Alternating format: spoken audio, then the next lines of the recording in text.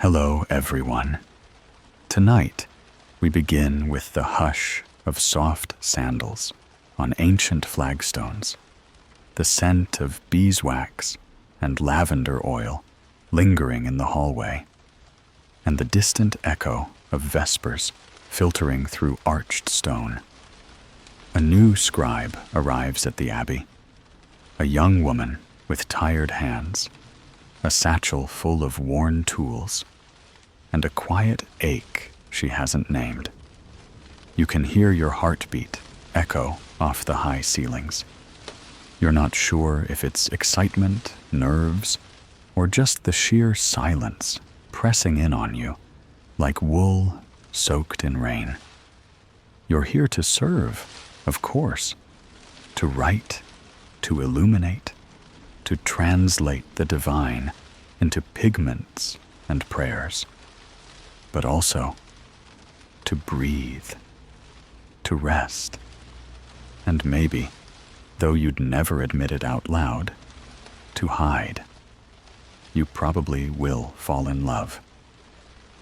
Before we get started, if my stories bring you a sense of peace or help you unwind, I'd be so grateful if you'd like and subscribe. It really helps me keep creating these calm, cozy moments for you. And while you're here, let me know where you're listening from and what time it is there. I'd love to know how far these little stories travel. As the rain taps softly on the windows, go ahead and dim the lights. Wrap yourself in something warm. Maybe light a candle if you have one nearby. Let the gentle hum of a fan or the steady rhythm of the rain guide you into tonight's story. Slow, peaceful, and unhurried.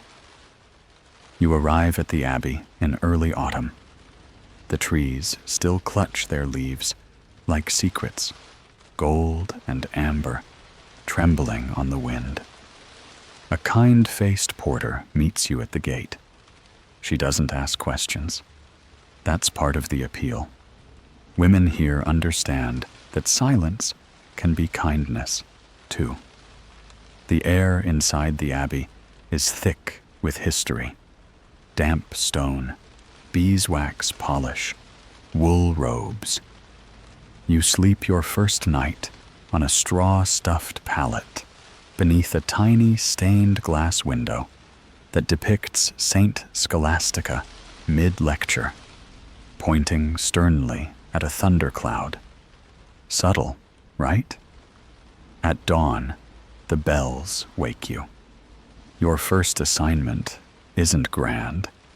It's scraping old parchment clean with a dull knife. Hours of gently scrubbing, flaking away history to make space for new prayers. It feels oddly like starting over, except it smells like vinegar and ancient glue. Your days take on rhythm, prayers, meals, labor, more prayers. But it's in the scriptorium where you feel something click into place. The long desks, the scratch of quills, the soft thuds of books opening like sighs. You know this place without ever having seen it before. And that's where you first notice her. She sits near the window, not at the front where the senior scribes claim their places like territorial swans, but slightly off-center, where the light hits the vellum just right in the mornings. Her wimple is a little crooked. Her inkwell is cluttered with broken quills, and she draws the tiniest, most irreverent dragons in the margins of her work. You pretend not to stare. She doesn't. She glances up exactly once, meets your eyes, smirks, just a flicker, and returns to her manuscript. It's not a flirtation, exactly. It's more like someone throwing you a rope and saying, "You coming or not?" You mess up your Latin declension 10 minutes later. Coincidence? Probably. Historians still argue whether early medieval scriptoria allowed for much interaction between scribes, especially novices. But based on the tension you feel every time you end up at the same table as her, you'd say there was plenty of interaction, just carefully disguised as silence. She doesn't talk to you directly for 3 days, but you start to recognize her handwriting when she labels her ink pots: vermiculum, atramentum, lac muscivum. Fancy. You write red stuff on yours, just to be contrary. On the 5th day, your elbow knocks your ink across your best psalm page. It's a disaster. You mutter something absolutely not in the rule of Saint Benedict. And then you hear it. A laugh. Short. Sharp. Unmistakably hers. You don't look up.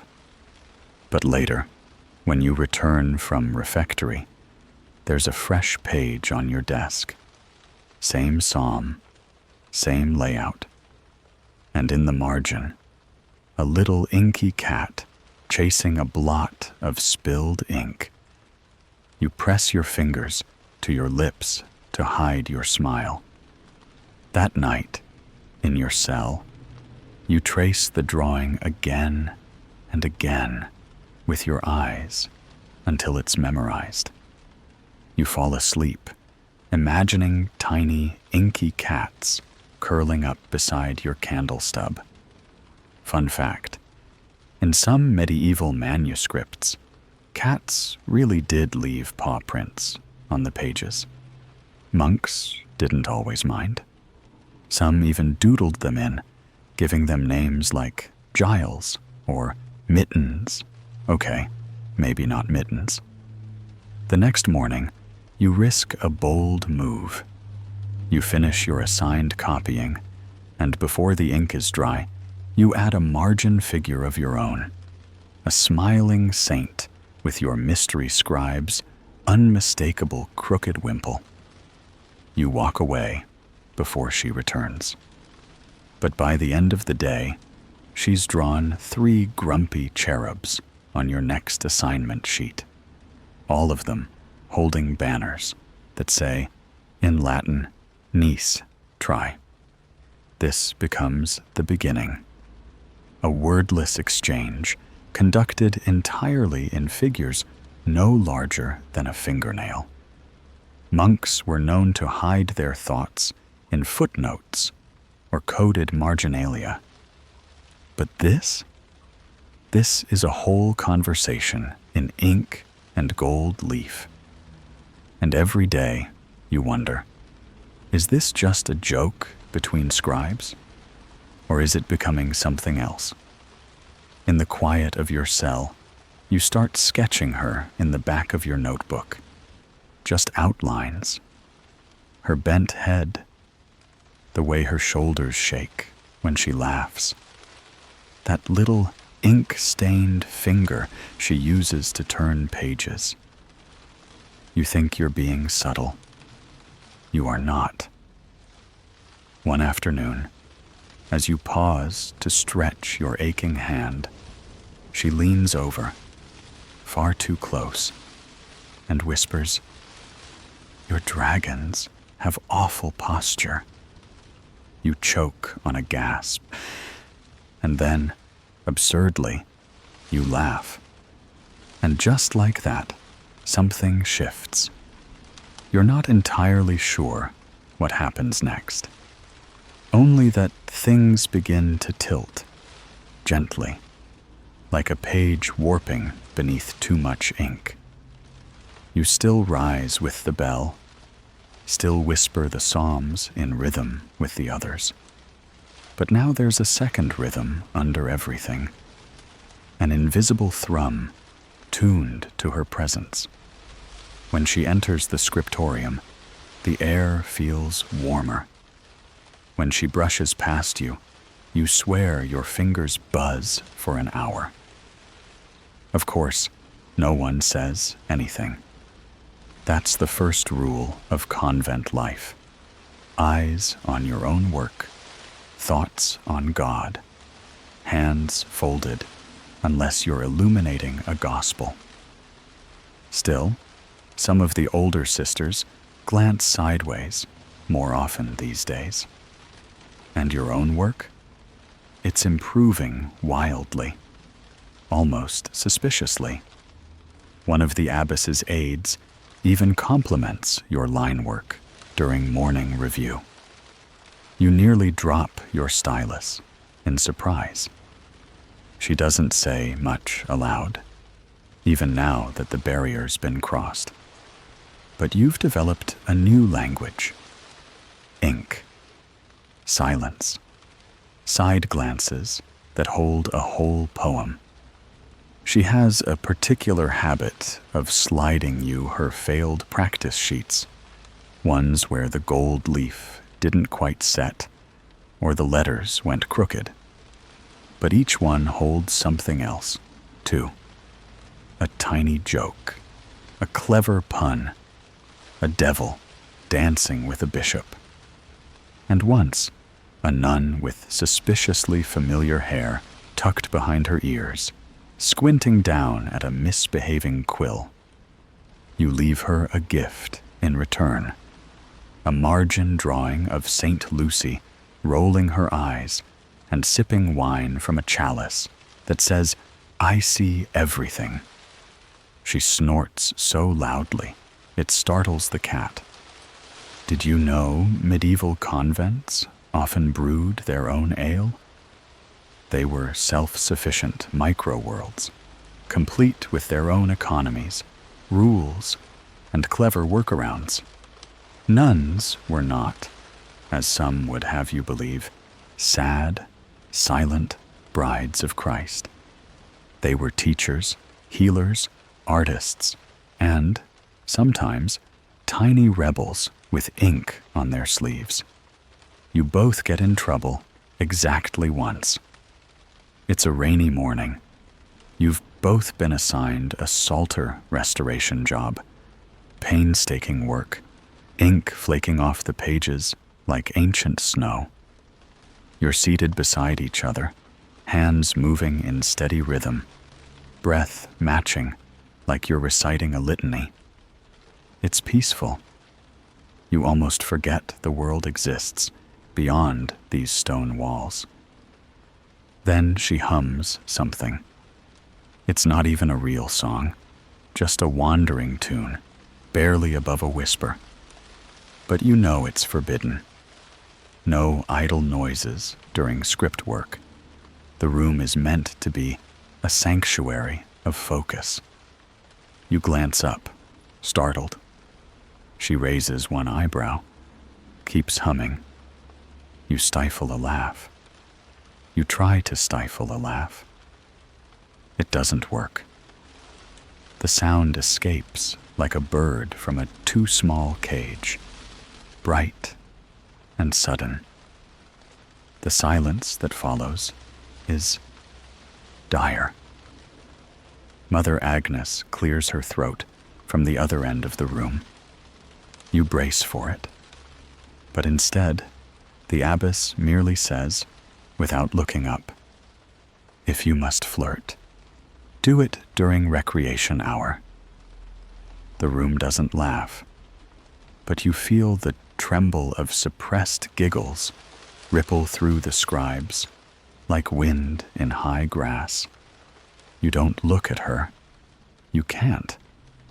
But your cheeks are on fire, and when your hands meet later at the wash basin, she lets hers linger just a second longer than necessary. Historians still argue whether strict Benedictine silence codes allowed for exceptions in the scriptorium. Some believe women were permitted necessary conversation while working. Others insist silence was absolute. But let's be honest, there was always more being said than recorded. That night, you find a note under your pillow. It reads, "Saint Lucy would have laughed." You tuck it into your personal breviary, just between the pages of Job and Jonah. It's still there, even now. Your connection continues in quiet increments. You begin sharing your brushes, your best pigments, your sharper knives. These are sacred things. You don't offer them lightly. She begins doing something you've never seen anyone do, blowing gently on your pages to help the ink set faster. It's ridiculously intimate. One morning, she brings you a piece of vellum she's prepped herself, smoothed to satin, edges trimmed, already measured out in your preferred layout. No words accompany the gift.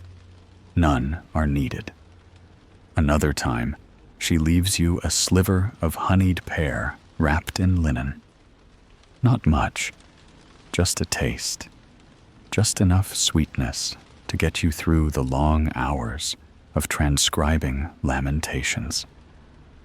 You eat it slowly, pretending it doesn't make your chest ache. You try to ignore how often you dream of her. Not in the scandalous way the church warns against, but something softer, quieter. You dream of her reading beside you, of her falling asleep mid-illumination, of waking with your hands touching in a sunlit room. You're not sure if those dreams are sinful. You don't ask. Once, while you're both gathering goose quills from the courtyard, goose plucking being just as glamorous as it sounds, she says, completely deadpan, "If I were a saint, I'd be the patron of smudged margins." You answer, "Then I'd be the patron of ink-stained sleeves and forbidden thoughts." She looks at you, really looks, and then she says, "Maybe we could co-saint." You nearly drop your feathers. In some records, scholars note that women in convents developed close spiritual friendships, deep bonds formed through shared prayer, artistic collaboration, and mutual care. Whether these relationships ever turned romantic is a topic of ongoing debate. But what you feel when she tucks your hair behind your ear after Vespers is not up for debate. Not to you. One evening, thunder growls low across the hills. The scriptorium windows rattle. You work late, too lost in your border work to notice the dark creeping in. She lights an extra taper beside you, says, "Don't go blind. I'd miss the dragons." You whisper, "I'd miss you." There, you've said it. She doesn't answer immediately, just lays her hand gently over yours, palm to palm, as though measuring a prayer. And in that moment, you know, this isn't a passing crush or idle fancy. This is something stitched into the very parchment of your life. In the weeks that follow, the space between you narrows, subtly, steadily, like the tightening of stitches in a margin border. Nobody says anything. Nobody has to. Not when your brushes begin drying on the same cloth, or your prayer books start opening to the same dog-eared pages. You've stopped asking why this matters. She has a crooked smile that only emerges when you're both alone in the library attic. supposedly cataloging saints' lives, actually reading old herbal manuscripts and snickering at the more enthusiastic 13th century cures. Did you know one medieval remedy for melancholy was to hang a badger's foot around your neck while chanting Psalm 23?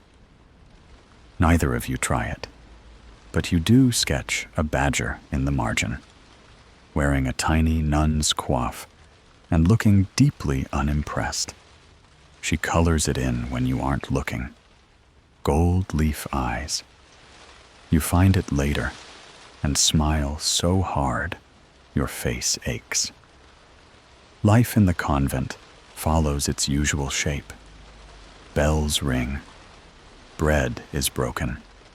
Psalms rise like warm breath against cold stone.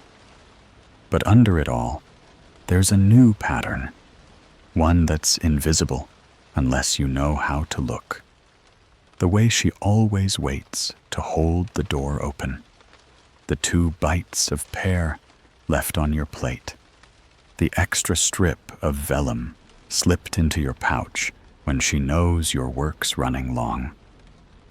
You begin a new project together, a devotional book, small and personal, not commissioned by anyone. It's just yours. You plan the layout by candlelight. She sketches borders while you test pigment blends on scraps. You invent saints who've never existed. Saint Callista, patron of tender silences. Saint Felix, guardian of lost quills. Saint Luda, who whispered forgiveness into a windstorm. Would anyone read this? She asks one night, half asleep, head resting on your shoulder. You answer, I don't care. She nods. Good. Me neither. The book grows slowly. You paint while she writes, or vice versa. You argue gently over whether feathers should be iridescent or simple. You win. Iridescent. You trade verses in the margins, sometimes poetic, sometimes absurd. Once you write, How many saints does it take to finish a book? She responds, None. Just 2 heretics and a lot of ink. You laugh so loudly that a sleepy novice pokes her head in to check for demons. Historians still argue whether non-commissioned devotional books created in convents were acts of rebellion or simple exercises in piety. Some claim these books were secret love letters stitched together with pigment and longing. Others call that revisionist fantasy. But if they could see how your fingers tremble when she traces the final gold line of Saint Callista's halo, they might reconsider. You begin dreaming bigger. She jokes about starting a whole new order, one where women write whatever they want, sleep late, and eat honey straight from the comb. You suggest a rule of life built around storytelling and napping. You'd call yourselves the Sisters of the Softest Yes. She laughs at that one. A belly laugh, unfiltered and honest. You live for that sound. And then, one evening, she doesn't come to Compline. You wait in the corridor, worry prickling under your skin like bad wool. You're halfway to the infirmary when she finally appears. Pale, quiet, slow-moving. Sick? You ask. Headaches, she murmurs. It's nothing, but it feels like something. You sit with her after the prayers, fingers interlaced beneath your cloaks. She leans on you more heavily than usual. You don't mind. That night, you fetch water from the cold fountain with your own cup, trying to remember every recipe for easing pain that you've ever half read. Willow bark, mint steeped in oil, lavender crushed under a smooth stone. You're not a healer, but you'd pretend to be one if it meant making her pain stop. Some days are better than others. She's not fading exactly, just dimming in places, like a page left too long in the sun. You begin writing more in the margins. Not silly things this time. Real things. Things you don't know how to say aloud. If I could, I'd mix you into my paints. I would gild every morning with your name. I have memorized the way you breathe when you're nearly asleep. One night, you find she's added a note of her own. We're not supposed to love like this, but I do. And everything in you stills. The next morning, she's gone. No, she hasn't died. You're not in a tragic poem. But she's been reassigned, temporarily, they say, to a nearby convent to assist with a relic inventory. It's supposed to last 2 weeks, maybe 3. You act normal. You eat your bread. You recite your prayers. But your pages suffer. Margins collapse. Ink runs wild. You spill pigment on your lap and forget how to hold your brush. Mother Agnes notices, doesn't say a word, just set a jar of mint oil by your bed and tell you to breathe better. Your devotional book sits half finished. The saints wait. Historians don't record what nuns did when they missed someone. There are no surviving letters marked, "I hope you're safe," and not too cold at night. But maybe those emotions still live in the curling vines of old borders, in the bright, persistent faces of invented saints, in the stubborn survival of vellum pages no one thought worth saving. You wait. You ache. You keep adding a line or two each night to the book. Tiny things, quiet things. A squirrel curled up in St. Luda's lap. A candle stub under St. Callista's foot. You leave room for her to fill them in when she returns. You don't let yourself ask, what if she doesn't? 2 weeks pass, then 3, then 4. Still no sign of her. You try not to count the days, but the tally scratches itself into your bones. You stop marking them in ink. Too obvious. Instead, you sew tiny stitches into your sleeve lining. Indigo for patience, russet for longing, saffron for pretending you're fine. The convent continues its slow rotation through prayer and labor. You scrub pews with cold water, copy out hymnals with uneven lines. You start illustrating another book, this one commissioned. But your heart isn't in it. Every angel you paint has her smile. Every demon, your own tired eyes. And then, one gray morning, while you're hanging damp linen in the cloister walk, you hear her laugh. Not just any laugh, her laugh. That laugh you could pick out from across a library, even through the thick stone walls of the scriptorium. You don't drop the laundry. You don't run. That's not how this works. You walk very calmly toward the sound, like someone heading toward an ordinary Wednesday. She's in the herb garden, kneeling awkwardly in front of a bruised-looking sage bush. Her fingers are still ink-stained. Her veil is crooked. You could cry just from the sight of her thumb. You don't say anything. Neither does she. Instead, you kneel beside her and begin pulling weeds. You think she's smiling, but you're not sure. Your eyes won't focus.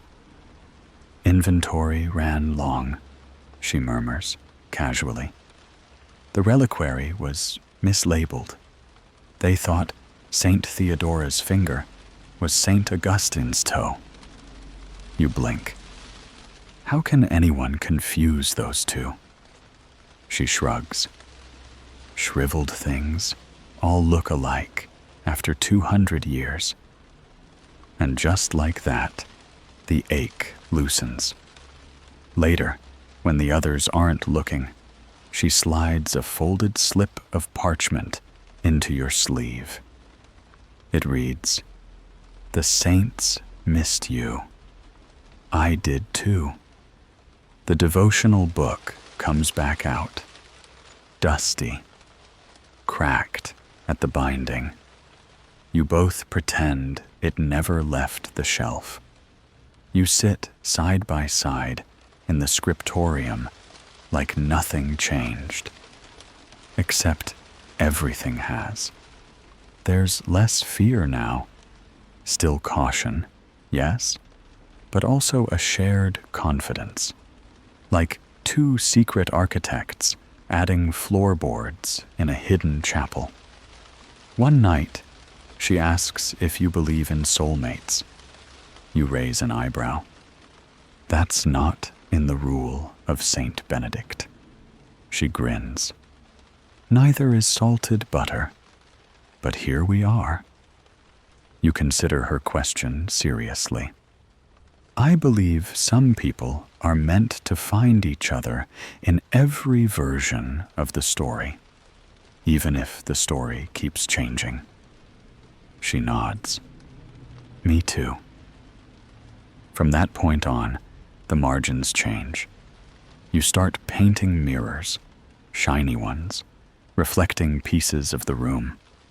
Not in a flashy way, but with quiet realism. She notices, adds a mouse admiring itself in one. You retaliate with a snail wearing a tiny crown. You invent an entirely new alphabet just for two saints, Callista and Felix. It's absurdly ornate, with spiraling stems and acorn-shaped dots. You claim it's a lost dialect of Latin. She names it sentiment script. You use it to write each other secret messages. Nothing scandalous, just lines like, "You smell like rain on parchment. If I were ink, I'd let you spill me. Don't look now, but Brother Thomas is about to sneeze on the antiphonary." He does. You both wheeze, trying not to laugh. Historians still argue whether coded language in illuminated manuscripts was symbolic or playful. Some claim it protected forbidden philosophies. Others insist it was just monastic boredom taken to the nth degree. But none of them account for the note you slip into her pocket one morning, folded like a prayer. You make the hours pass like music. She reads it under the refectory table and squeezes your hand exactly once. Weeks pass like petals drifting from an open window. The devotional book nears completion. The saints all have names now, and quirks. Saint Luda wears Merzu's mismatched sandals. Saint Felix feeds birds from his sleeves. Saint Callista has her finger over her lips, as if forever keeping your secret. You start worrying about what happens when the book is finished. You don't voice it, but she does. "What do we do when it's done?" she asks one evening, watching a candle gutter low. "Start another," you say too quickly. She looks at you, not surprised, just soft. "Okay." The older nuns have begun watching you both with the air of people who know exactly what's happening and have decided not to intervene. Mother Agnes occasionally sets extra ink near your desks. Sister Bertha once slipped you an almond tart for the night shift. Nobody says anything, but there's a shared understanding. Love that makes you more devout, more careful, more joyful. Might not be wrong, even if it's quiet, even if it lives only in the margins. You read aloud to each other now, late at night, mostly poems, sometimes saints' visions. Once, a rather graphic account of a 14th century nun who claimed to see divine fire emerging from her hands. She was probably having a migraine, you murmur. Or dramatic flare, she whispers. You both giggle into your blankets. One night, as you're illuminating the final border, a tangle of vines, her idea, with tiny golden blossoms, yours. She leans over your shoulder and murmurs, "I think I could grow old beside you." You pause. The brush hovers. Then you answer, "You already are." She laughs, swats your arm, and presses her forehead to your temple. And in that moment, the convent doesn't feel like a cage, or a tomb, or a quiet exile. It feels like a garden you planted together. And you're still growing. There's a myth about nuns and silence, that it's total, unbroken, like stone walls stretching into eternity. But you know better. Silence is never empty. It's layered. The silence in the morning cloister, full of footfalls, the rustle of habits, the chirp of sparrows trying to steal crumbs. The silence in the scriptorium, threaded with concentration, with the flick of pages and the creak of old chairs. But your favorite silence is the one that wraps around the two of you when you're working late. Just the scratch of quills and the occasional shared glance, like two pages folded into the same book. You've started a new manuscript, not devotional this time. It's a bestiary. The official excuse is that the Abbey needs one for teaching metaphors in sermons. The real reason? You both wanted to paint hedgehogs. The project becomes a whispered rebellion. While the others sleep, you and she concoct fictional beasts, some lifted from old texts, others entirely invented. She draws a swan with antlers. You illustrate a cat that leaves golden footprints. "Saint Hedwiga's glimmer cat," she says solemnly, pointing to your work. "She had one?" you ask. "She does now," she replies. It's not long before you realize your fictional beasts are starting to resemble each other. You draw a fox with her eyelashes. She paints a crow with your frown. It's not subtle. You both pretend it is. Historical fact: many medieval bestiaries were allegorical, teaching Christian morals through animals. But tucked between the lion as Christ and the sinful snail, monks and nuns often inserted beloved animals or private jokes. One bestiary includes a goat who never listens to orders and may or may not resemble the abbot. So, you're in good company. You begin leaving small illustrations for each other. Not pages, just slips of vellum slid under pillows or tucked into bread rolls. One morning, she finds a duck wearing a novice's veil. That evening, you discover a rabbit holding a lantern, waiting at a convent gate. It becomes a game. No explanations, just offerings. Then, one evening, while working on a page featuring a unicorn with nervous eyes, she pauses, sets down her brush, clears her throat. I used to think I'd take final vows alone, she says, voice soft as linen. You keep your gaze on the unicorn's mane. Same. A pause. But now? She asks. You nod, still painting. Now I think we could be alone together. She smiles at that. Not wide, just enough to warm your whole ribcage. Historians still argue whether romantic companionships among nuns were officially tolerated or quietly ignored. There are letters, stolen kisses folded into prayers, and some trial records, yes. But much remains unread, unwritten, hidden in the curls of an illuminated S or the wing of a painted dove. The bestiary progresses. You're working on the pelican now, that self-sacrificing bird who feeds her young with blood from her own chest.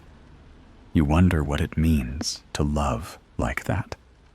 She sees you staring at it too long and nudges your foot under the table. Don't start brooding. It's literally a brooding bird, you protest. She snorts. You keep your eyes on the page. Would you ever leave? Leave where?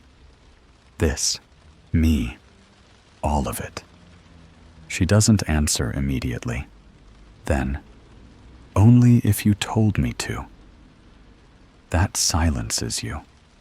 Not in a bad way. In a soul deep, hand over heart way.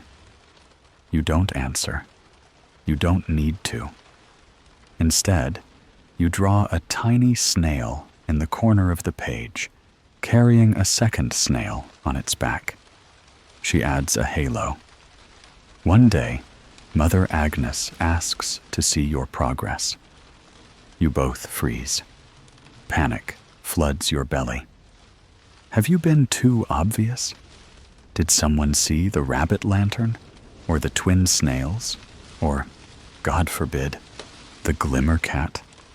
But she just flips through the bestiary calmly, nodding at the craftsmanship. At the page with the mirror snail, she raises an eyebrow. A lot of affection in these margins, she murmurs. You hold your breath. Then she looks up at you with a softness that doesn't quite fit her reputation. Love, when it teaches patience and kindness, isn't the enemy of God, she says. Just be careful not to turn it into pride. You don't know whether to cry or hug her, or both. Instead, you nod. Carefully, respectfully. Later that night, She slips a note under your door. Did we just get semi-blessed? You grin. Fold the note into your psalter. It lives there now. A fringe tidbit for you. There's a convent in Bavaria that once kept a communal pet goose. The records don't explain why, but the goose appears in several illuminated texts, wearing a wreath of flowers. You decide your next bestiary creature will be a goose in a wimple. She names it Sister Gabriella. Things become easier after that. Not public, but peaceful. You allow yourselves smiles across the cloister. You trade psalters by accident during Mass. You once brush her hand while passing ink and feel like your spine is full of honey. She invents an animal called the cloak finch. It's round, blue, and apparently likes to nest in habits. It chirps in time with your heartbeat, she explains. Very annoying. I'm flattered, you reply. The final page of the bestiary is nearly done. You both agree it should be a dragon, not the evil kind, but a sleepy one, coiled protectively around a stack of books. You ink its eye slowly, letting your brush pause before the final stroke. What next? She asks. You don't look up. We start another. Summer bleeds into the parchment, slow, golden, and a little sticky. You can feel it in your fingers as they cramp over the quill, in the smear of pigment when the air gets too humid, in the soft pat-pat of bare feet crossing the chapel tiles during the midday heat. The abbey adjusts. Meals are lighter. Prayers are mumbled faster. Water from the well is drawn more often, and everyone pretends not to notice when Sister Bruna fans herself with the Book of Hours. But the heat doesn't matter much when you're with her. Now, your quiet work sessions shift later and later. Midnight in the scriptorium becomes a ritual, and the coolness of inked vellum under your wrist is its own kind of devotion. Tonight, the candlelight dances on her face as she leans over a page of marginalia. She's painting a lizard, not a proud lizard or a symbolic one, just a sleepy, sun-fat little creature tucked into the corner of a psalm. Do you think God has favorites? She asks suddenly. You pause. Like saints? No, people. Two women scribbling reptiles into sacred texts, for example. You smile. I think if God has favorites, they probably doodle. A mainstream historical fact. Some of the most beloved medieval manuscripts contain margin doodles that have nothing to do with the text. Monks and nuns drew dancing rabbits, sword-fighting snails, knights being ambushed by ducks. Scholars debate whether these were satire, coded messages, or simply boredom given brush and pigment. She's finished the lizard. It has a tiny smile. I like this one, she says. He looks like he minds his business. You lean in. Is that why you love me? She doesn't flinch. That's one reason. Your heart does something inconvenient, like bloom, like somersault, like pray. The bell tower strikes once. Late enough that everyone is asleep. Early enough that you still have time. She dips her brush into red pigment. I want to paint something dangerous next. Like what? She grins. A woman telling the truth. You laugh. Soft, reverent, careful not to wake the saints. And then you realize you're running out of margins. You've filled psalters and prayer books, bestiaries and seasonal calendars. There are only so many creatures you can sneak into sacred geometry before someone notices a pattern. So you begin a secret manuscript, just yours, just hers. No saints, no scripture, just everyday things made holy by your attention. You bind it in leftover leather. Use scraps of parchment. It smells faintly of beeswax and ink and risk. The first page, her kneeling in the garden, sleeves pushed up, dirt under her nails, planting beets. You joke that it's the least seductive vegetable. She replies that it's the color of love and blood and ink. The next page, you both seated side by side, reading from the same book, shoulders touching like an unspoken sentence. You call the book Our Gospel of Small Things. Each day, you add a scene. A pair of sandals kicked off in the shade. A teacup left on a windowsill.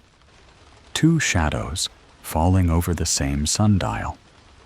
Historians still argue whether some of the anonymous lay prayer books found in hidden abbey rooms were private devotional journals or coded love letters. The truth is probably both. Love is a form of worship when it's this gentle, this faithful. One afternoon, while tending to the herb beds, she turns to you, sweat on her brow, hair escaping her veil, and says, "If I die first, bury me with that book." You throw a sprig of thyme at her. Romantic and morbid, you say. How very on brand. She beams. There are days when you fear the intimacy will be discovered. When an older sister looks too long at a margin, or someone frowns at your mirroring kneels during chapel. You try to act normal, casual, sisterly. It's not very convincing. You once drop a bucket of water because her fingers brush yours at the well. She laughs so hard, she hiccups through evening prayers. That night, you paint 2 buckets, one upright, one tipped, and label them Saint Overfloweth. She adds bubbles, little golden ones. Your secret book grows. It becomes a chronicle of love without theatrics, of partnership forged in pigment and candle wax. One evening, she confesses she's been writing a poem about you, but she won't let you read it yet. Not until it's perfect. "Nothing about me is perfect," you reply. She shrugs. "Exactly." You try not to cry. You fail, a little. There's a detail most people forget about illuminated manuscripts. Gold isn't painted. It's laid down with breath. You apply the gesso, press the foil, and exhale warmth to make it stick. You once joke that your whole love life requires breath control. She leans over, face inches from yours. I could gild you, she whispers. You almost pass out. Later, she writes you a note. You are my margin, the best part of every page. You tuck it into your habit. It stays there, over your heart, even during confession. There's a thunderstorm one night. The abbey loses power. Well, candlelight. And the rain pounds like gods, trying to remind everyone who's boss. She finds you in the cloister, barefoot and laughing, arms outstretched like a child. You'll get struck, she shouts. I'll get kissed, you shout back. Then you run to her. She doesn't step away. And in the downpour, under Saint Cecilia's watchful stone gaze, she kisses you like a prayer she's too tired to whisper. You don't remember the lightning, just her lips, and the cold, and how warm your hands felt afterward. A fringe fact: some medieval nunneries permitted spiritual friendships between sisters, often encouraging gift exchanges, handwritten notes, and joint prayers. These relationships were recorded in abbey annals, some even buried together. Of course, spiritual is a flexible term when emotions run deep and margins get crowded. The next day, she sketches the storm, not the abbey or the rain, but the imprint of your feet in the mud, side by side. She adds a caption: proof we didn't fly away. You've never seen autumn arrive quite like this. It doesn't sweep in. It tiptoes. A curl of golden leaf on the sill. A cooler hush in the morning air. The faint smell of pears bruising gently in the orchard. You begin to crave warmth, not of the sun, but of hands, of shared cloaks, of secrets whispered across a desk littered with quills. The garden changes first. The basil dies dramatically. The beets, loyal to the end, soldier on. You and she take to walking the outer wall paths after Compline, where the moon hangs low and wide like a halo no one asked for. The stone is slick with moss, and every night she offers you her elbow like you're a noblewoman and not a nun with ink stains on your chin. Shall we promenade, Lady Smudge? You curtsy so badly your knees crack. Lead on, Dame Splotch. These little rituals become their own liturgy. And isn't that what religion really is? Repeating something often enough that it becomes sacred? One evening, you find a moth trapped in the scriptorium. You coax it onto your finger, then gently out the window. She watches, eyes soft. Do you think it thought the candlelight was salvation? She asks. More likely, just dinner. Harsh. Realistic. You both pause, staring into the quiet dark. A mainstream historical fact. In medieval theology, moths were symbols of the soul seeking divine truth, and of the dangers of false light. Monastic writings used them as metaphors for misguided desire. But in your world, the moth simply wanted warmth, same as you. There are fewer pages left in your secret book now. You begin to paint slower, linger on the details. Her eyelashes curled as she squints, the way she grips her brush like she's preparing for battle. Her feet, always a little pigeon-toed. "Draw something of yours," she says one night, poking your shoulder with a stylus. You hesitate, then draw your hand, open-palmed, waiting. She adds hers, nestled inside. It's the most intimate image yet. You store the manuscript inside a hollowed-out herbal compendium. Sister Regina hasn't checked the apothecary records in years, and honestly, she once labeled mugwort as angry parsley, so you're not too worried. Still, the tension hums beneath your days.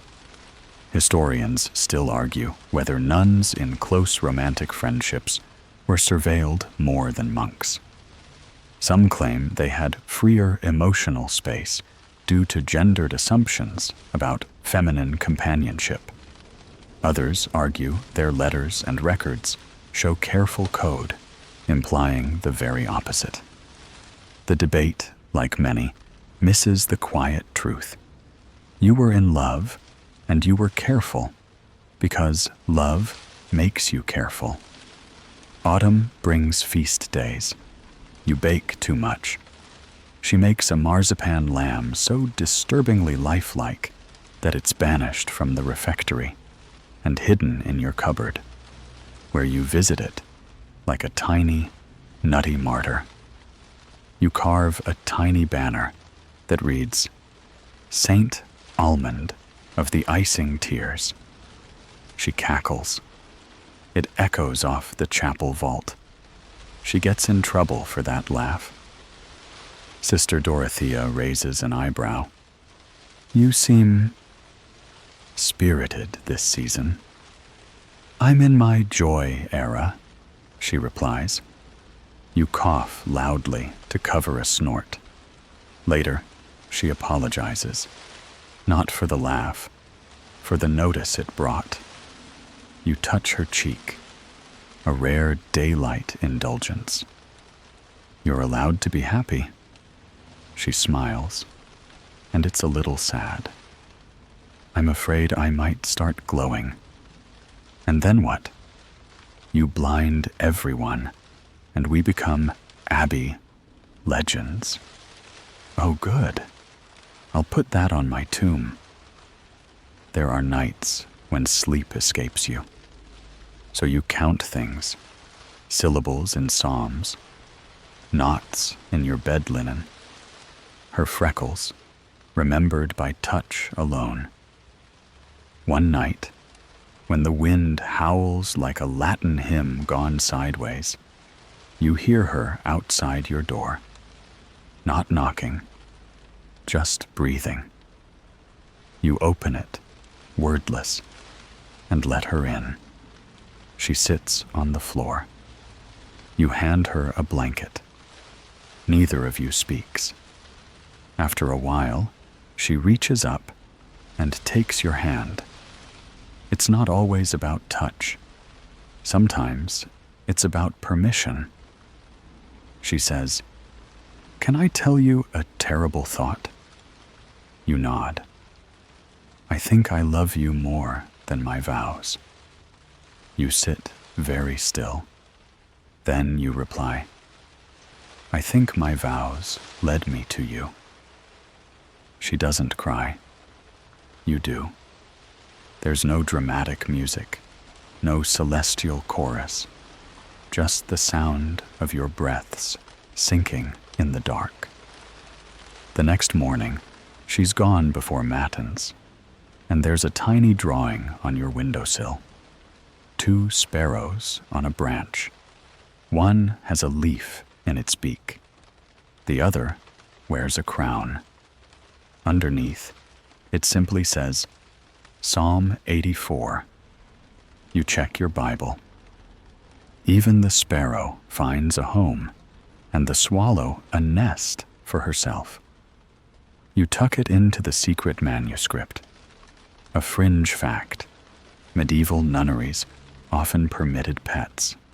Cats, birds, even rabbits. Some were buried in their own little plots, marked with stones. There's one abbey record of a nun mourning a squirrel named Sister Chestnut. Love, it seems, always finds a loophole. Your loophole is this: every rule you bend is in the service of gentleness. You break nothing. You harm no one. You just tuck your love into the spaces no one looks at. In the next margin, you paint a heart. Anatomical, slightly lopsided, realistically veined. She adds a banner across it. Still beating. And it is. You spend the winter growing careful. Snow arrives like silence made visible, layering every path, frosting every sill, making the convent feel like a pocket in the world folded shut. The kind of quiet where breath fogs the air and stays suspended, unsure whether to vanish or be noticed. The walls feel closer, the chapel colder. But you're still here, and so is she. You start wearing thicker wool under your habit. Your fingers crack from the dry air, but she rubs salve into your knuckles each evening, gently, without a word. It becomes a ritual, your own clandestine complin. You hold still while she works, watching her brow furrow in exaggerated concentration. I'm prescribing 1 gingerbread per knuckle, she mutters one night.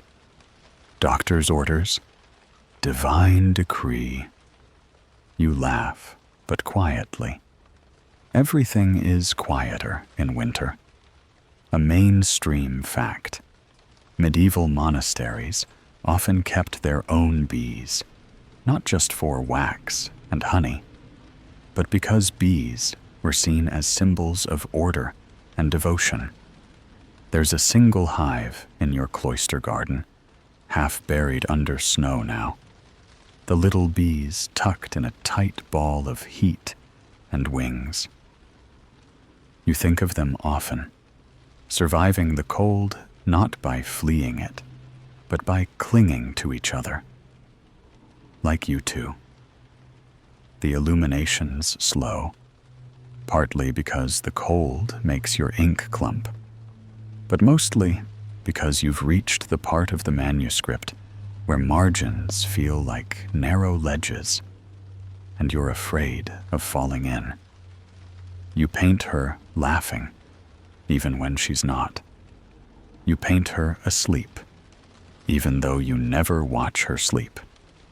You paint your initials in the shape of an ampersand.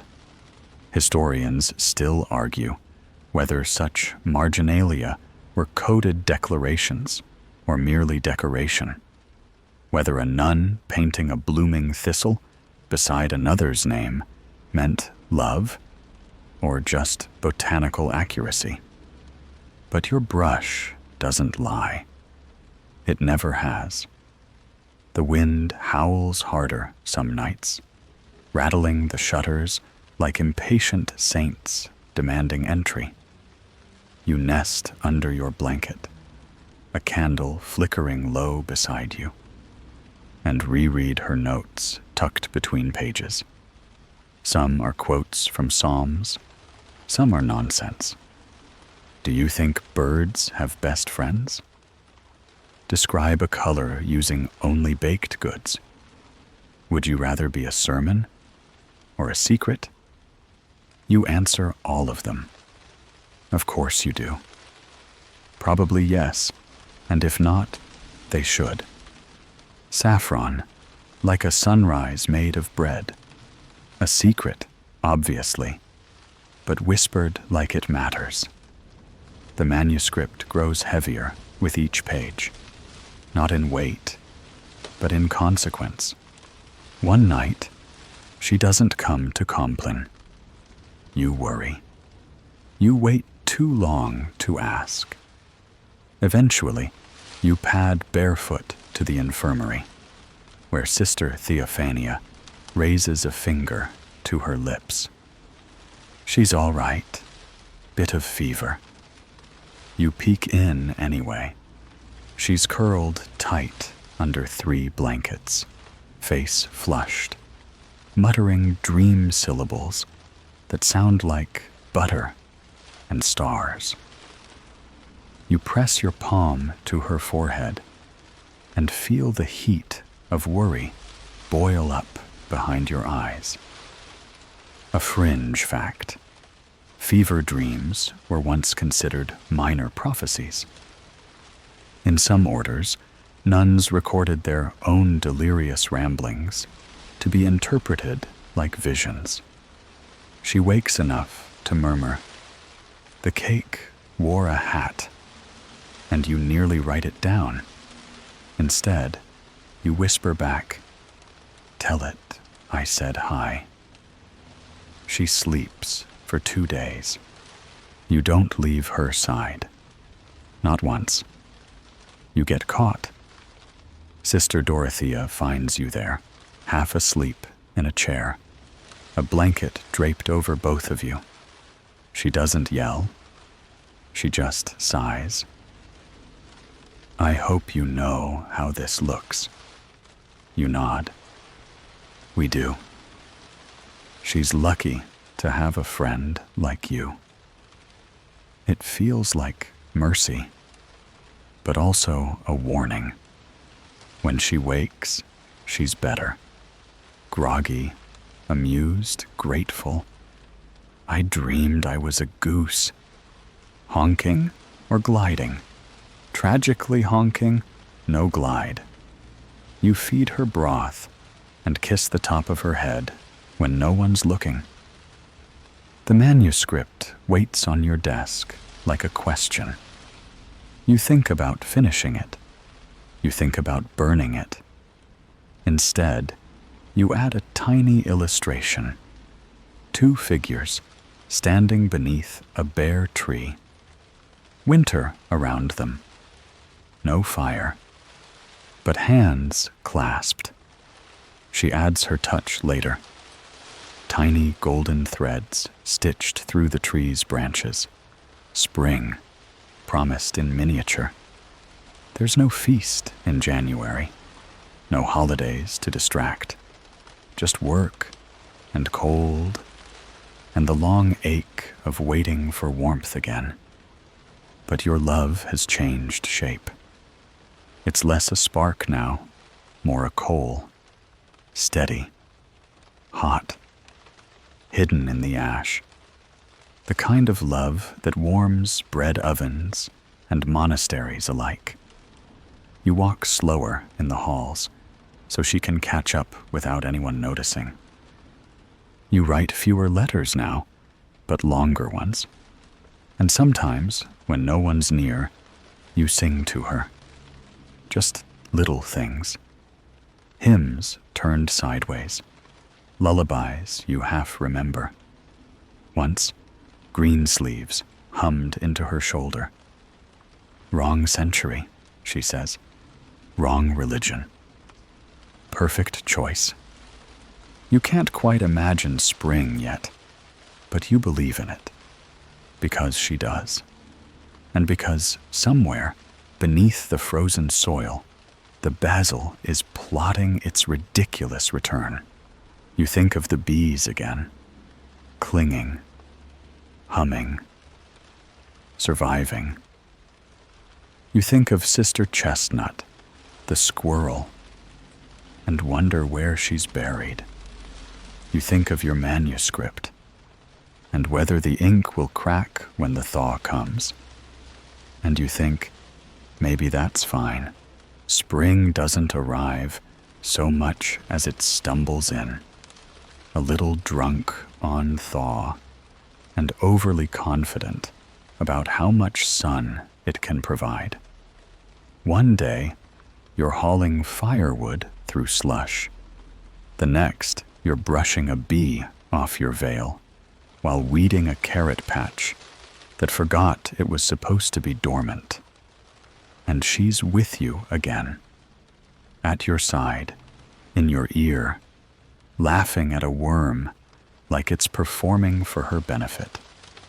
You missed her like a lost stitch, and now you're tightening every loop to hold her a little closer. The illuminations pick up again, and with them, a strange new ease. You've stopped trying to hide the joy in your margins. It's there now, plain and purposeful. You paint her with roses braided in her hair, even though it's forbidden. You draw tiny dogs snoring at her feet. You sketch a ladder leading straight from your initials to hers, with stars perched on each rung. She notices. Of course she does. "What's the ladder for?" she asks one afternoon, head tilted like a sparrow. "To heaven," you say. "Or to your stupid jokes." She pokes your ribs and nearly ruins the gold leaf you're applying to St. Lucy's halo. A mainstream historical fact. Lent was a period of strict abstinence in medieval convents. No meat, no dairy, and in some orders, no speaking at all on certain days. But you've found ways around it.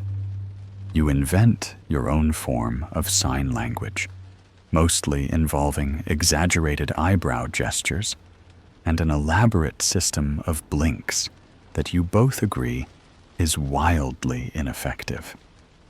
The other nuns begin to notice the two of you move like a single shadow. When she rises, you shift. When you stand, she steadies you. You're not fooling anyone. Sister Dorothea corners you after evening prayers. She's distracting you. You pause. She's teaching me focus.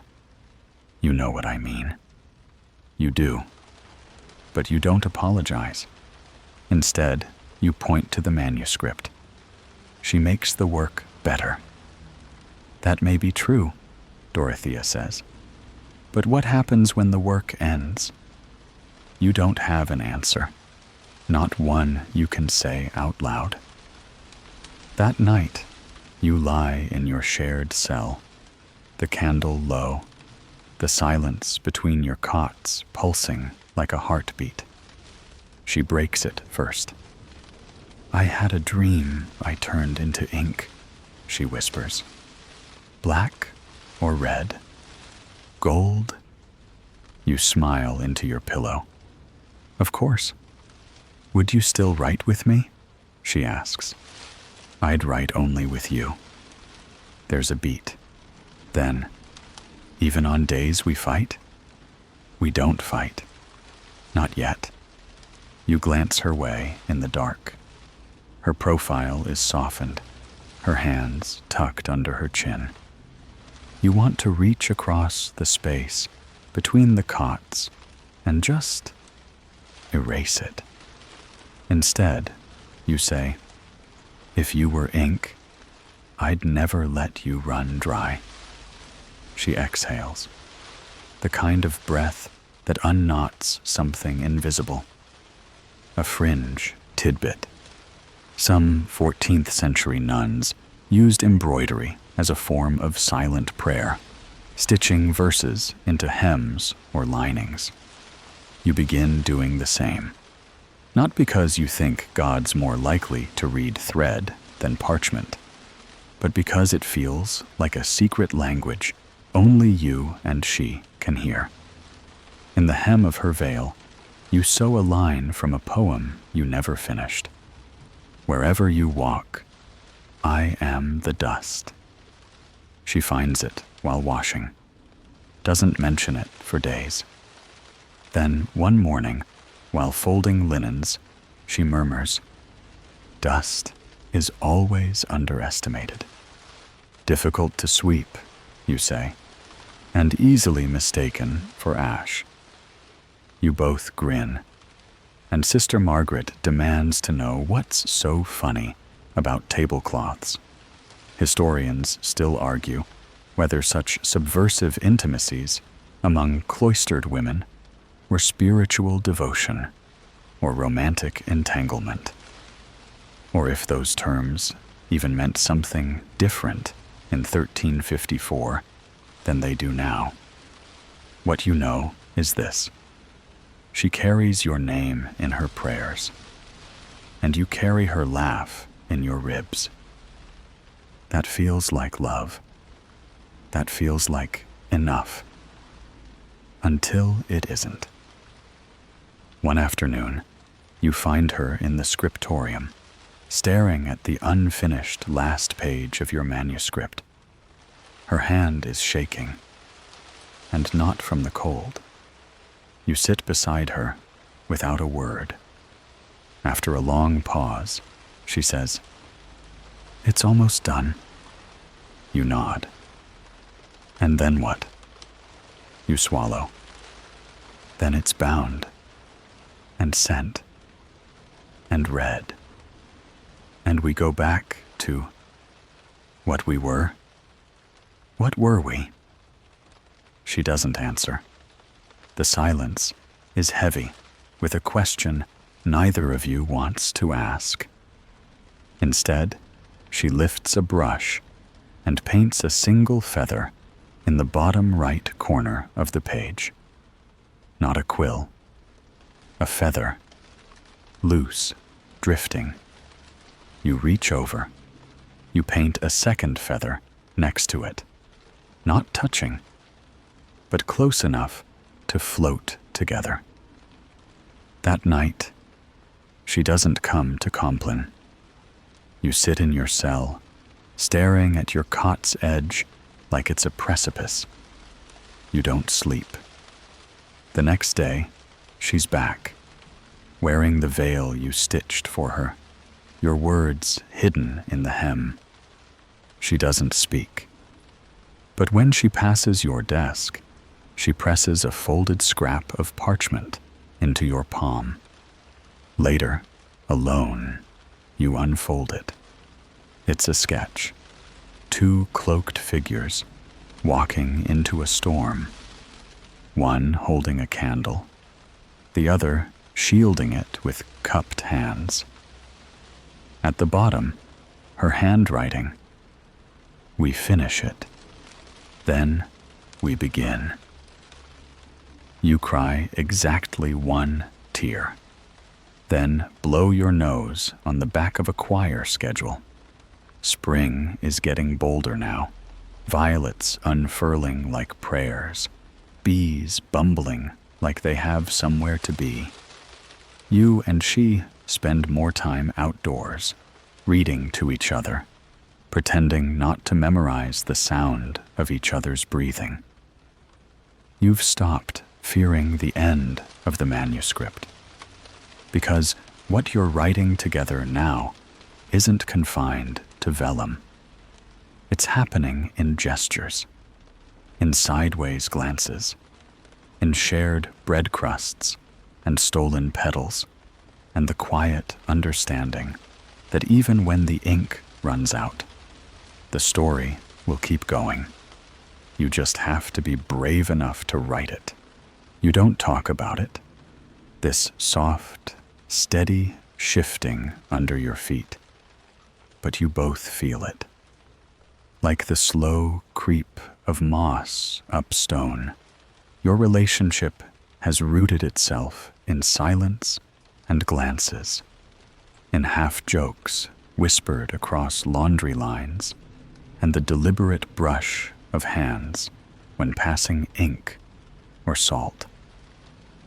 You think maybe this is how monasteries fall in love, not with fireworks, but with slow growth, covered in lichen. The manuscript is almost done. 2 pages left. You both pretend not to notice. She's taken to waking earlier than usual, slipping into the garden while the dew still clings like glass.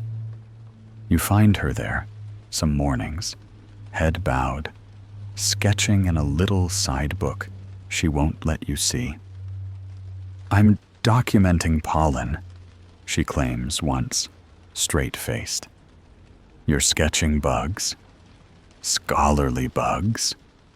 You roll your eyes, but she grins, and your heart does that annoying thing where it forgets all the vows you've made, not just the spoken ones, but the quiet ones. I will not hope.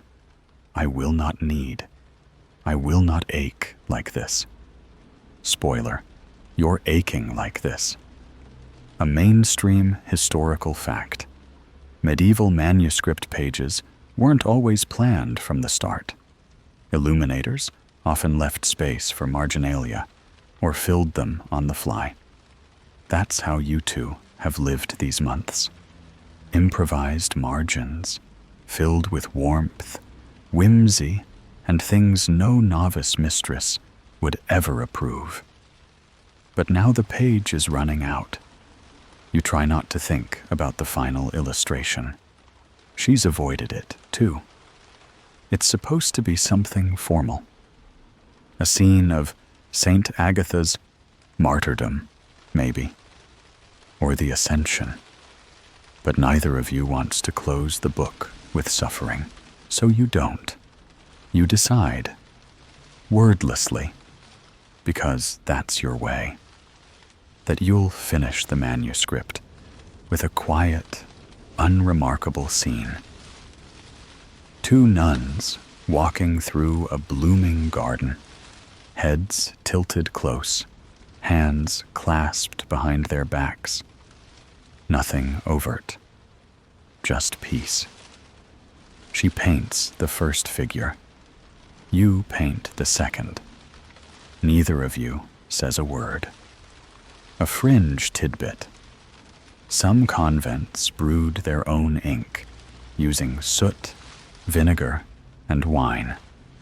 Yours does not, but she finds a way to borrow a recipe from the kitchen sisters and brings you a little glass vial one evening, like it's a stolen relic. You use it for the last flourish, a tiny gilded knot of violets, right at the bottom of the final folio. "Saintly touch," she says. "Sinful talent," you reply. She blushes. You both stay late in the scriptorium that night, lamps lit low, the only sound the scratch of quills and the occasional rustle of wool against stone. At one point, she sneezes, and you murmur, "Bless you," before realizing no one else is around to hear how soft your voice has become. Later, as you pack up your tools, she pauses. "It's finished." You nod. But it's not. And you both know it. Outside, the cloister garden hums with frogs and late bees. The world is starting to bloom again. You wonder if something else will, too. That night, you don't sleep in your cot. You lie under the stars in the herb garden, the cool air weaving into your bones, trying to make sense of this new space you've entered, the space after the work is done. You half expect her to join you. You've half expected her to follow you everywhere since the second week of Advent. And she does. She sits beside you, silent. Then, "Do you think we'll be separated?" You turn to her. "They wouldn't dare." She laughs, but it's not a joke this time. You know they would. You do. Nuns are often reassigned, especially after large projects. Some are moved as a sign of favor, others as a warning. Historians still argue whether such pairings were intentionally broken to prevent scandal, or simply as a way of ensuring spiritual balance. You don't care about their reasoning. You only care about the space she would leave behind. "I'll go where you go," she says. You freeze. "Don't," you whisper. "Not if it means breaking your vows." "I didn't say I'd leave. I said I'd go with you." You look at her, and for the first time in all these months, she doesn't look like a joke wrapped in linen and ink stains. She looks like someone who's chosen you, quietly, fully, no matter the cost. Your hand inches closer, not touching, just near. "I don't know what we are," you admit. She shrugs. "We're a margin." You snort. "A decorative footnote?" "A beautiful one." The next day, the abbess inspects the manuscript. She runs her finger over the final illustration. The garden, the two figures, the violets, and raises a single eyebrow. But she says nothing. It's approved. It will be sent to Avignon in the summer. You both should be relieved. Instead, you feel untethered. The work was the excuse, the reason to sit side by side for hours, to meet in the morning dew, to share ink and sighs and ideas that had no place inside sermons. Now what? Now comes the stretch of silence after the last word is written. You spend the week doing penance work, scrubbing floors, mending sheets, weeding the onion beds. She's reassigned to the library for a few days. You don't speak. You ache. On Thursday, you find a folded parchment inside your tool satchel. It's her handwriting. It says, "Margins are meant to hold what the center cannot." You cry over an onion. Sister Margaret pretends not to see. Later that evening, she's waiting in your cell. "Teach me embroidery," she says. You blink. "What?" "I want to learn your language." You pause, then nod. You thread a needle with indigo silk and place it in her palm. Her fingers shake a little. So do yours. But the stitch holds. The first thing she embroiders is a snail. It's crooked, a little drunk looking, with an uneven spiral and one too short feeler. But it's hers, and it's stitched into the hem of her sleeve like a secret grin. You help her tie off the thread and whisper, "Saint Francis would be proud." I don't think he had snails in mind. He was famously inclusive. You're laughing again. Or still. Somehow, it's become the dominant sound between you. These quiet bursts of joy that rise up in the most sacred spaces. The convent is made of stone, but with her, it feels elastic, like something that could stretch and hold the shape of your ridiculous love. By now, you know the truth. It is love. Soft, slow, odd, holy in its own way. The kind of love that could be written in the margins and still be read centuries later, if anyone knows where to look. You stitch while she sketches. You've begun working on a personal piece, unofficial, of course, just the two of you, building something with needle and ink. A fabric square with tiny illustrations in each corner. A beetroot, a candle, a wheel of cheese, and a snail. Saints for your small domestic monastery. A mainstream historical fact. Some nuns in medieval Europe had their own private devotional cloths, embroidered images used for prayer or contemplation, kept tucked inside sleeves or hanging by bedside nails. You are making one now, though you never call it that. You just call it ours. She adds a goose in the center. It's you, she says. You squint at it. I am not that round. Artistic license. You retaliate by stitching a fox with her haircut. The resemblance is uncanny. This is what you do now. After Compline, when the abbey quiets and the others fall into their evening devotions, you sit cross-legged on your cot, side by side, working on the square. No one interrupts, not even Sister Margaret, especially not Sister Margaret. Fringe tidbit. One recorded convent punishment involved being made to sit in the cold cloister with a pebble in one's shoe for excessive mirth. You think about this often. How lucky to be punished for laughing. How lucky, still, to have something to laugh about. She begins sleeping in your cell. You don't speak of it. It starts with a single night when thunder cracks the valley and her cot is soaked through from a leaking window. You say, "There's room," even though there isn't. The next night, she doesn't even ask.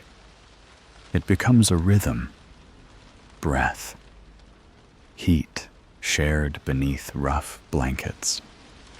You never cross the boundary, never touch more than elbows or the occasional accidental brush of toes. But you know it's only because of discipline, not disinterest. One night, you lie awake long past matins, watching the moonlight pick out the thread she left in her braid. Indigo again. She says it reminds her of that first manuscript page. You suspect it reminds her of you. Do you think God minds? She whispers. You blink. Mind what? This. Us. The goose and the fox. You think for a moment, then answer. I think God has better things to do than audit our linens. She snorts. You grin into the dark. But the question lingers. Historians still argue whether female monastic communities had more emotional freedom than their male counterparts, or whether those freedoms were just better hidden.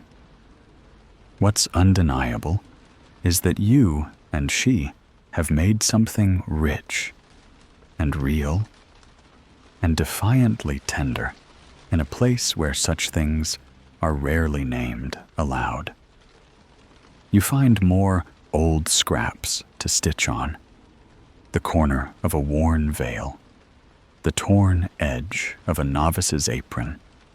With permission, she brings bits of her sketches, glued together in odd mosaics.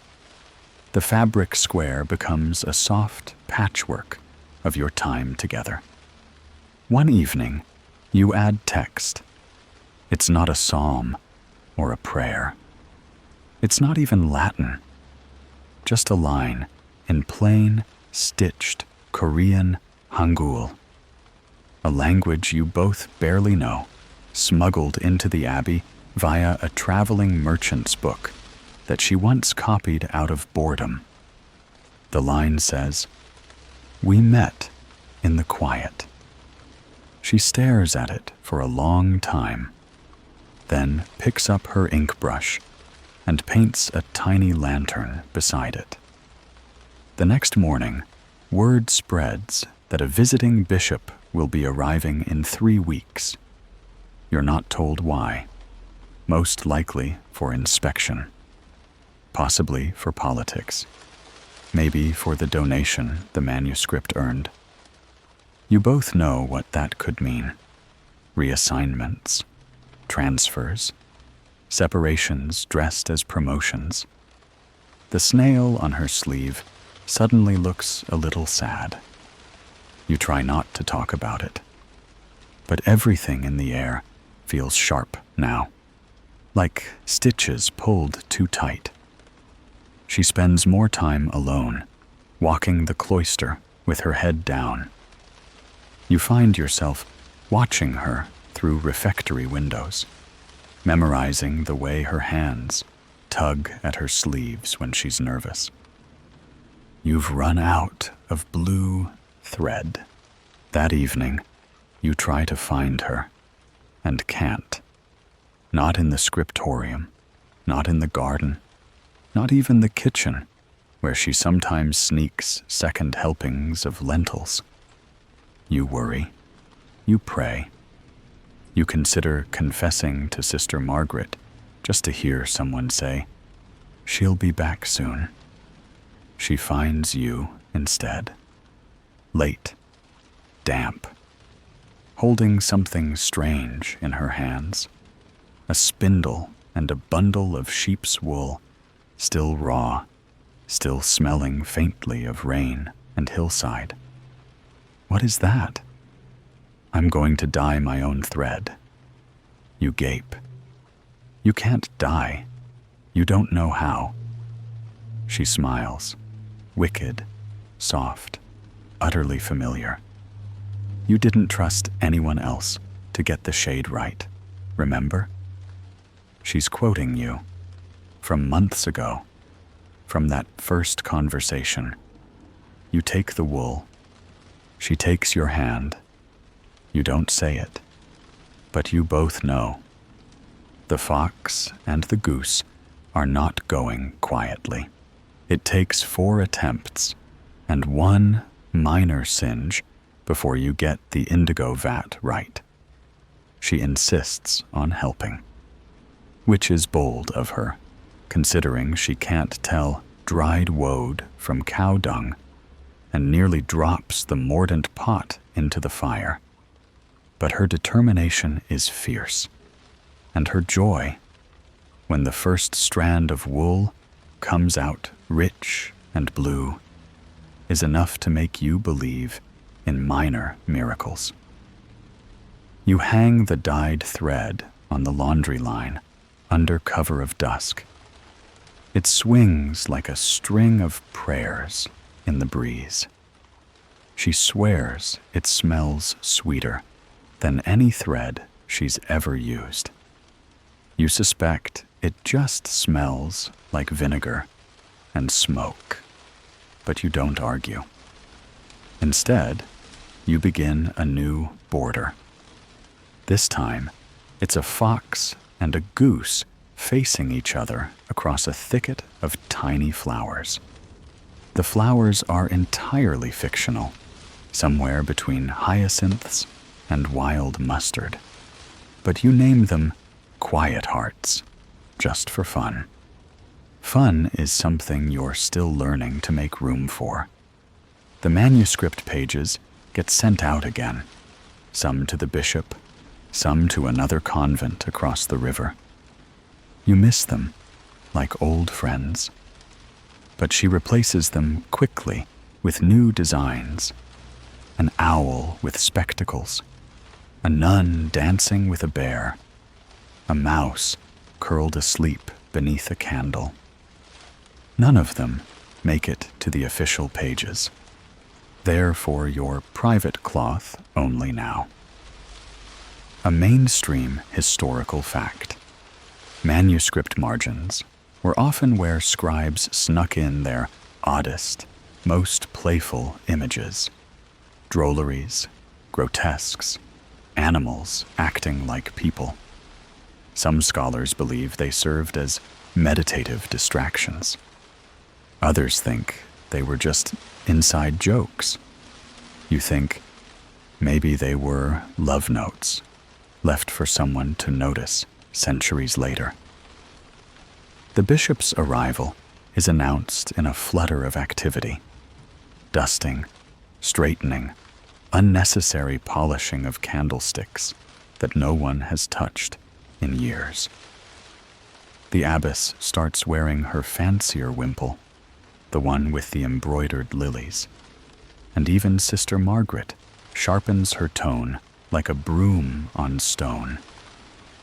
"He's staying for 4 days," someone whispers in the refectory. "No, 5. He's assessing suitability for promotion." "No, 6. He's bringing relics." She leans over and murmurs, "Maybe he's here to bless the snails." You nearly choke on your broth. When the bishop finally arrives, he's shorter than expected, with a weak chin and a heavy scent of lavender. He spends more time fussing over scrolls than souls. You and she keep your heads down. You are polite, respectful, invisible, you hope. But on the second night, he asks for a tour of the scriptorium. She's chosen to illuminate that day, her brush gliding along vellum with the ease of someone breathing in color. You're nearby, binding a sheaf of blank quires. It's peaceful, quiet. And then he's there, behind you both, peering. "Lovely work," he says, tapping her page. She nods, thanks him. Then he picks up your private square, the one with the goose and the fox, the quiet hearts, the stitched text, the blue thread. You freeze. "A gift, Your Excellency," you blurt. "Practice? Really? Just personal work." He hums, turns it over in his hands. His eyebrows rise at the text. "We met in the quiet." You say nothing. She says nothing. Historians still argue whether bishops were often aware of the inner emotional lives of the nuns they oversaw, or whether they simply chose not to look closely. This bishop, lavender-soaked and slightly bored, looks only half interested. He nods again, places the cloth back where he found it. "A bit unorthodox," he says, "but charming." Then he's gone. You collapse against the desk. She bites back laughter. "We met in the quiet," she mocks, teasing. "Don't you dare." Very romantic. "Do you want to scrub floors for a week?" She does a terrible swoon. You threaten to stab her with a quill. She offers you the fox sketch again, this time with a bonnet. You concede defeat. That night, she doesn't sleep in your cell. At first, you think it's coincidence. Maybe she's tired. Maybe Sister Margaret noticed and reassigned her subtly. But when morning comes and you pass her in the garden, she doesn't smile. Your stomach drops. You don't push. Instead, you go about your day with robotic devotion. Feed the chickens, sort the thread basket, re-shelve the psalters in order of season. even though no one but you will notice. You think of saying something during Vespers, but the chapel feels too loud.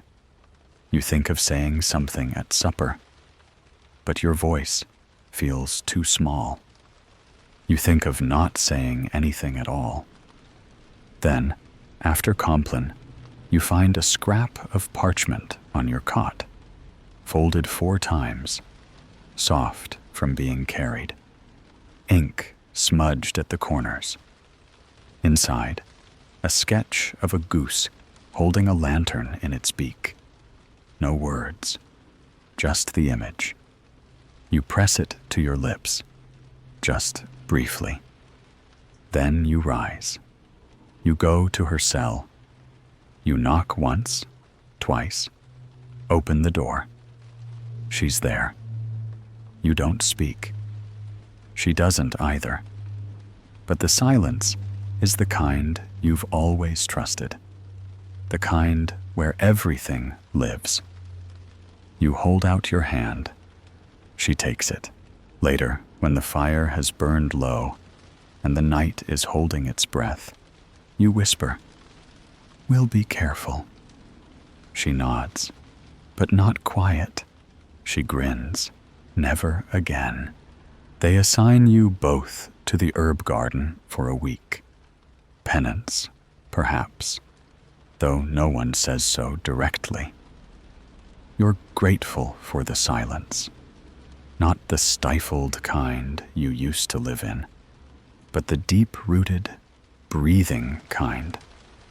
The kind that holds soil in its mouth and lets lavender bloom between its teeth. You kneel beside her among the thyme and feverfew, your hands dirty, your sleeves damp with morning dew. She hums as she works, soft and unpolished, the tune of something no longer sung in Mass. You don't ask what it is. You just listen. Once, you brush against her as you reach for a sprig of rosemary, and she glances up. Her eyes are sun-warmed. You forget, briefly, how to speak. You do speak, eventually, about the mint crop, about Sister Marta's sneezing fits, about how the monastery's bees seem to favor the basil over the sage. But it's all scaffolding for the real conversation, which happens in glances and in the way your hands find each other in the shadows of the hedgerows. A mainstream historical fact: medieval convents often maintained extensive herb gardens, not just for culinary use, but for treating illnesses and preparing salves. Some nuns were renowned herbalists, offering remedies to local villages and earning praise even from skeptical clerics. You imagine yourselves among them, 2 women with dirt under their fingernails and hearts under their habits, quietly reshaping the idea of devotion. That night, she presents you with a page. At first, you think it's another sketch, but then you see it. An actual illuminated letter. A great curling L wrapped in vines and stars. A sleeping badger in the crook of its tail. You run your fingers over it. It's for the new calendar? No, she says, eyes wide. It's for us. You blink. She takes a breath, soft as a moth's wing. If we were a book, this would be the start. You don't cry, but something in you loosens, like a seam split open. The page is absurdly beautiful, rich with lapis and gold, tiny dots of white stippling the corners like snow. At the base of the L, 2 figures kneel back to back, one with a brush, the other with a needle. You study it, then glance up. Which one's you? She shrugs. Whichever one's most stubborn. You raise an eyebrow. That's both? Exactly, she grins. Historians still argue whether personal illuminations like these were common among women scribes, or whether they survived at all. Most extant works bear no signature, no clear author. But in the margins of certain psalters and hours, there are signs, initials, small animals, secret marks. Love notes hiding in plain sight. The days grow longer. You find new excuses to stay late in the scriptorium, to walk the gardens after Compline, to tuck notes into the folds of folded linens, where she'll find them, and stifle a laugh with her sleeve. One reads, "You snore like a miniature ox." She retaliates with, "You talk in your sleep, in Latin, badly." You write her a tiny litany on a scrap of vellum. Saint Scholastica, patron of sisters. Saint Gertrude, patron of cats. Saint Agnes, patron of girls with terrible luck and excellent hair. She adds, Saint Euphemia, patron of scribes with ink on their chins. You keep them in your prayer book, pressed between the psalms. And then there's the cloister bell. It rings one evening earlier than usual. Sharp. Twice. You exchange a glance. Something's wrong. The abbess gathers you all in the main hall, her face pale under the weight of her veil. A messenger has arrived from the bishop's court. There will be inspections. Not the kind with gentle eyes. Words are spoken in that careful way churchwomen use when something dangerous has entered the room. You don't say a word to each other until hours later, when the halls are empty and the fire is low. She finds you in the kitchen, hands trembling around a cracked cup. "Do you think they know?" you whisper. She shakes her head. "I think they suspect." You remember the way the bishop held your cloth. "Talk with teeth," he'd said. You hadn't believed it then, but now the air tastes different. You sit together on the floor. Neither of you suggest running or hiding. You both know better. The world has never offered exits, only echoes. Instead, she presses a folded cloth into your hands. It's not a page, not a sketch. It's a square of linen, stitched carefully along the edges. In the center, a fox and a goose, side by side, walking away from the frame. No border, no margin, no end. You press your face to her shoulder and don't speak for a long time. Outside, the rain begins. A fringe tidbit. Some convents were known for coded embroidery, nuns stitching hidden messages into altar cloths or personal items, a silent act of resistance or record. Few of these survive. Fewer still have been deciphered. You resolve that if they come, you will not break. You will tell them you are a scribe, a sister, a gardener, a woman of quiet devotion. And if they still press, you'll hand them the goose. Let them interpret it as they wish. They arrive on a Thursday, right after Matins. 2 men in crisp wool and polished boots, smelling faintly of horses and wet parchment. The younger one is eager, flipping through ledgers with a speed that makes the older inspector wince. The older one, gray-bearded, with a face like sun-dried meat, says little, but he sees everything. They ask questions, not cruelly, but with that lacquered, papery politeness that feels like a glove over a dagger. You sit straight. You keep your answers brief. You speak of pigments and prayer and parchment weights. You show them your inks, iron gall, walnut, and saffron blended for the Easter margins. You point out the damage the mice have done to the Psalter binding. You even offer tea. They don't smile. Later, she finds you in the vestry, polishing the brassware with a little too much enthusiasm. You don't look up when she enters. "Well?" you ask. "They asked me how often I speak to you outside of work hours." You freeze. "And?" She shrugs. "I told them the truth."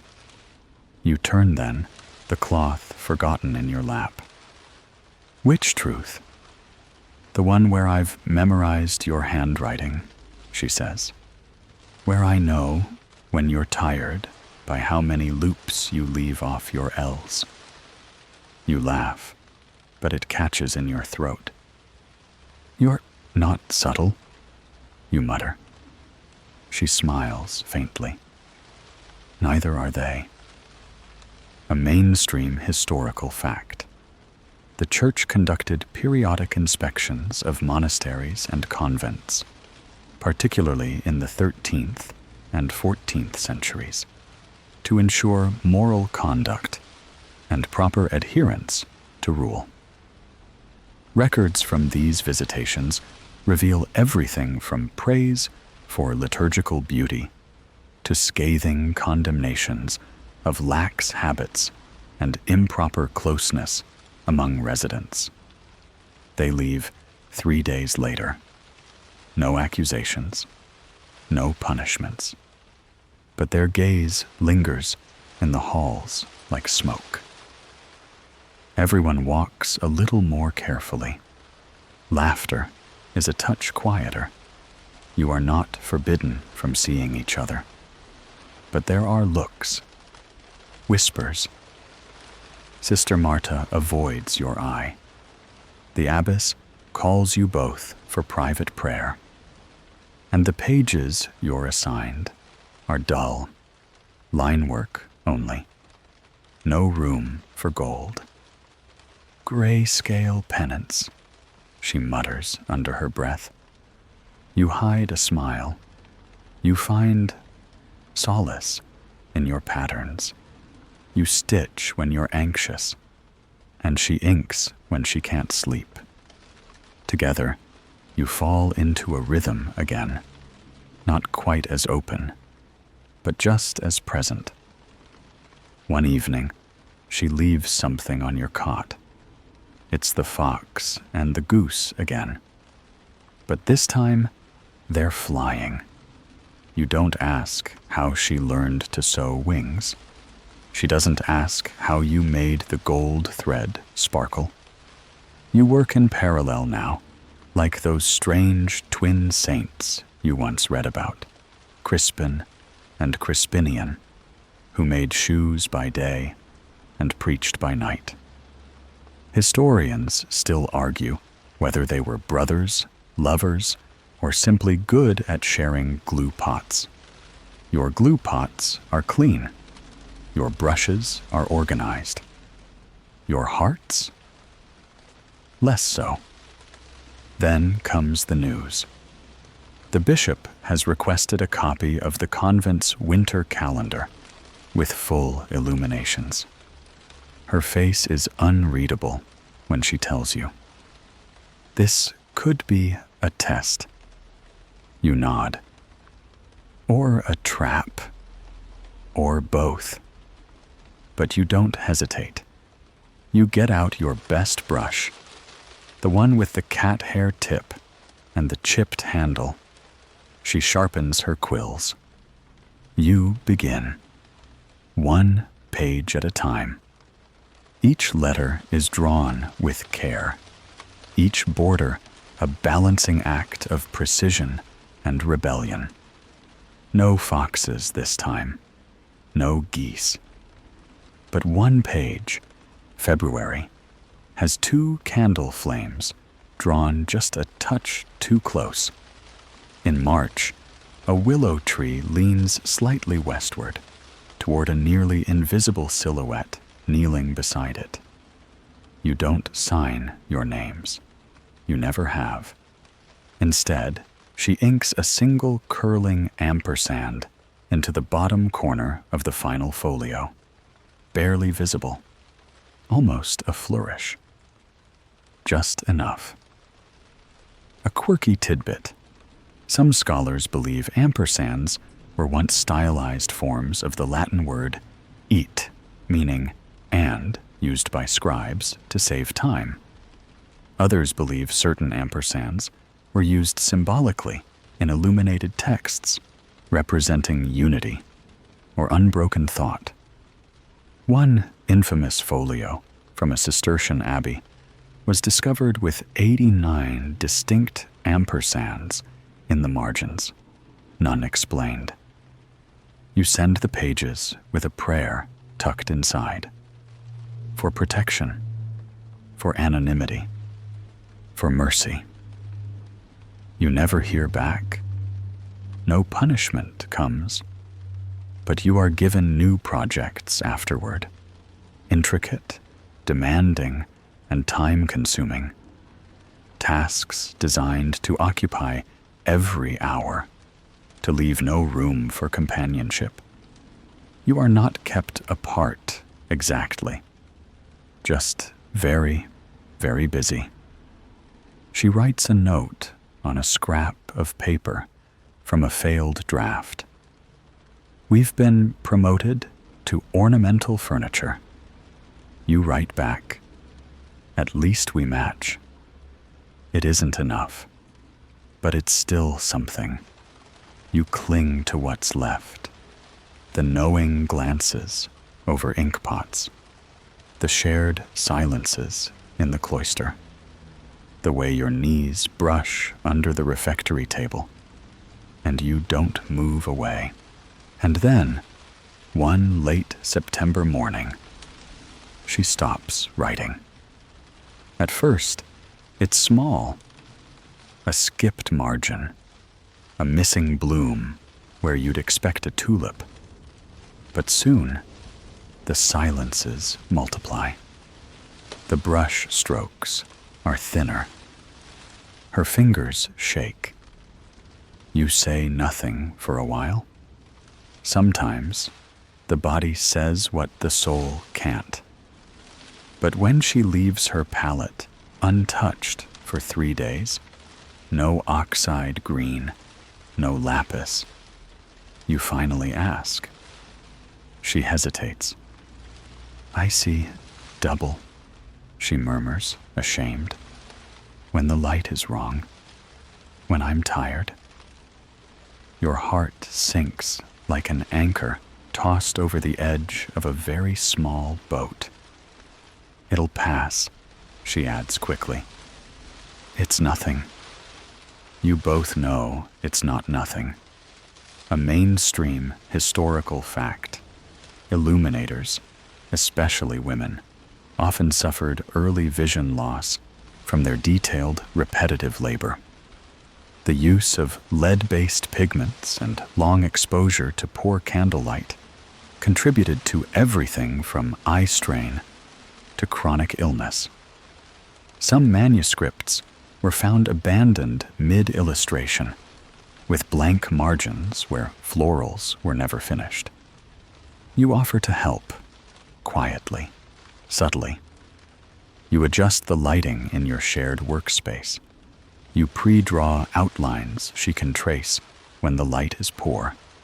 You hide your concern in practicalities. She hates it, but she lets you.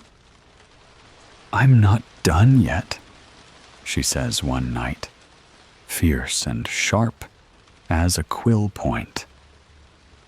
You don't argue. You just keep placing the flowers, one petal at a time. You change your rhythms. You take her tasks when she falters. You stitch longer in the evenings. She copies less, rests more, and finds ways to contribute that don't involve gold leaf or straight lines. She begins composing marginal riddles, tiny puzzles and proverbs stitched into vines and feathers.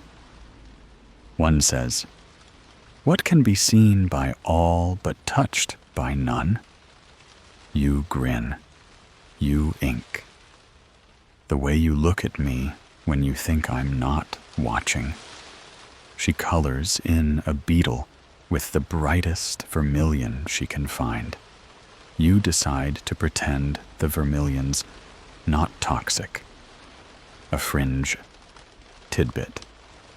In some medieval convents, nuns developed secret visual languages in their margins. Certain symbols, flower groupings, or creature placements that hinted at inside jokes, moods, or spiritual states. One famous example involved a codex in which different stages of bird plumage mapped to emotional healing. Winter returns. The frost touches the cloister stones. Candles flicker earlier. The abbess grants extra wool cloaks. The cats grow fat on mice again. You are assigned the final page of a Christmas manuscript. You've done hundreds of pages before, births, saints, lamentations. But this one feels different. You ask her if she wants to ink the last flourish. She nods. Her hands didn't tremble that day.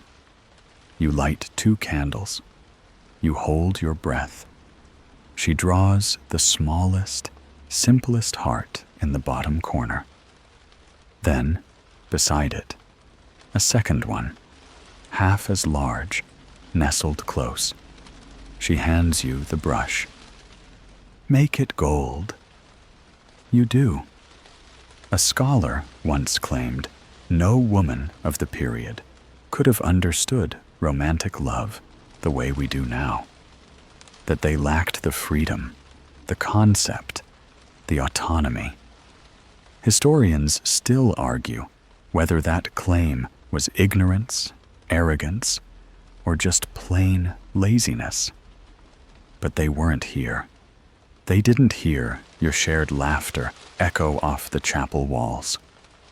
They didn't see your fingers tangled under the refectory table. They didn't feel your shared warmth when the wind cut through the dormitory windows. They didn't live through what you did. The next year brings more changes. Your eyes aren't what they were. She starts training a young novice with steady hands and an eager mind. You tease her. She pretends to hate it. She doesn't. The abbess says nothing, but she starts assigning you double scriptorium shifts on rainy days. She knows you both work best in the soft hush of falling water. You add more to the margins than you used to. Tiny foxes, wilting lilies, the occasional snail in a bishop's mitre. She still inks riddles. You still answer. Neither of you ever says it aloud. But one day, in the garden, she leans into your shoulder, just enough to feel the pressure, just enough to mean it. You don't move, you just lean back. And now, as the ink fades to amber and the pages of this story close, let your breath grow slower. Let your hands fall still. The convent is quiet tonight. The fire in the scriptorium is down to coals, glowing like low stars beneath the grate.